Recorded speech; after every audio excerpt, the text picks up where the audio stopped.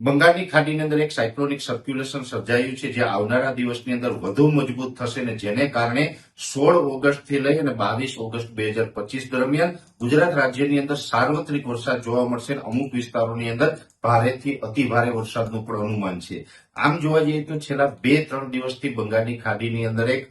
System બની રહી હતી. આજે 13 ઓગસ્ટના રોજ એ સિસ્ટમ છે એ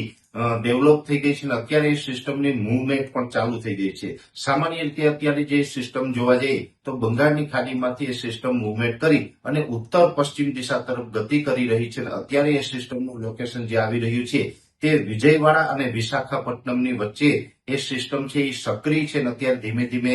ઉત્તર પશ્ચિમ દિશા તરફ આગળ વધી રહી છે. એટલે આવનારા દિવસમાં આ સિસ્ટમ છે એ મહારાષ્ટ્રના કાંઠા સુધી આવશે. એટલે મહારાષ્ટ્ર ઉપર આવી અને આ સિસ્ટમ છે એ વધુ મજબૂત થશે, કેમ કે અત્યારે આ સાયક્લોનિક સર્ક્યુલેશનના સ્વરૂપમાં છે, પણ મહારાષ્ટ્ર ઉપર આ સિસ્ટમ આવશે એટલે અરબ સાગર સુધી એનો શિયર ઝોન લંબાઈ શકે છે અને જેને કારણે અરબ સાગરમાં પણ અત્યારે ખૂબ સારો એવો કરંટ જોવા મળી રહ્યો છે. એટલે અરબ સાગર સુધી આનું શિયર ઝોન લંબાશે તો અરબ સાગરમાંથી આને એક નવી ઉર્જા મળશે, એક ભેજ